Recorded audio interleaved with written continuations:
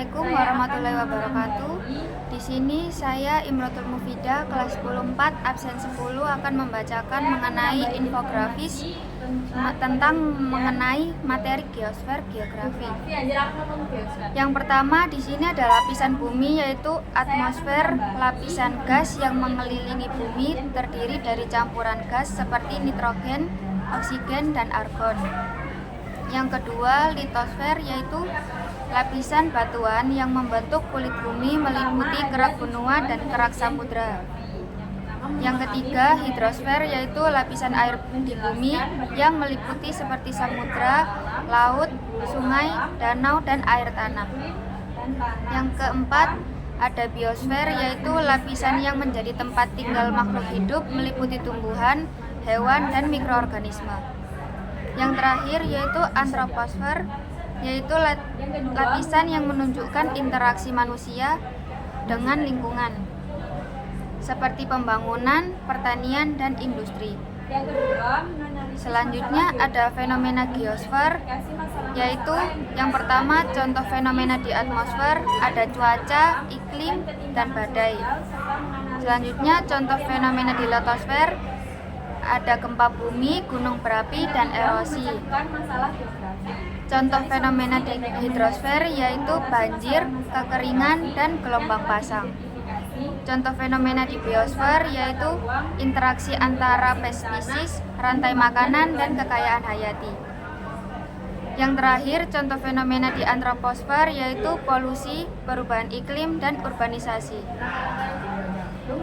Selanjutnya di sini ada interaksi antar lapisan. Contoh interaksi yaitu bagaimana aktivitas vulkanik di litosfer dapat mempengaruhi atmosfer, atau bagaimana polusi industri di atmosfer dapat memengaruhi biosfer. Di sini saya akan memberikan informasi lain mengenai materi geosfer, yaitu ada dampak pada lingkungan, yaitu pada iklim. Geosfer berperan dalam mengatur iklim dengan cara yang signifikan. Perubahan di geosfer seperti letusan gunung berapi atau perubahan pada lempeng tektonik dapat mempengaruhi suhu dan pola cuaca global. Lalu dampak pada kehidupan, budaya, dan adat istiadat, yaitu lingkungan geosfer juga mempengaruhi budaya dan adat istiadat manusia. Contohnya, masyarakat yang hidup di daerah pegunungan akan memiliki gaya hidup dan keterampilan yang berbeda dengan masyarakat yang hidup di daerah pesisir.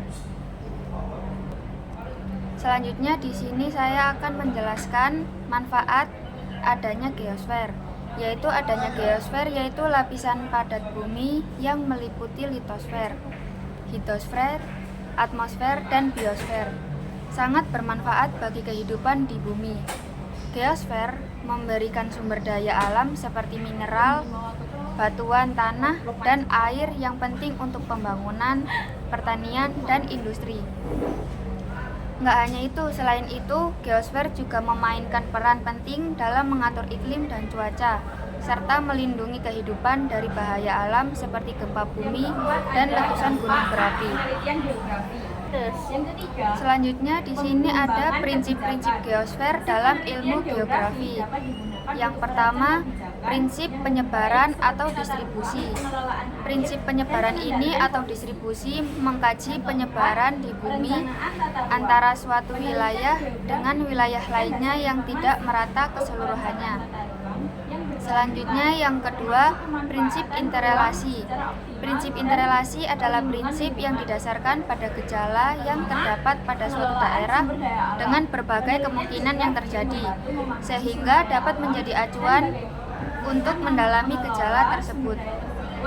Yang ketiga, prinsip deskripsi, yaitu prinsip deskripsi adalah menemukan interrelasi antara gejala lalu menjelaskan hubungan sebab akibat dari interrelasi antar fenomena geografi di suatu daerah. Di sini yang terakhir atau yang keempat ada prinsip korologi, yaitu prinsip korologi adalah prinsip yang melihat dari sisi distribusi, gejala, dan masalah secara spasial. Prinsip ini bertujuan untuk menyelidiki sebaran hubungan interaksi dan keterpaduan gejala. Sekian dari saya. Wassalamualaikum warahmatullahi wabarakatuh.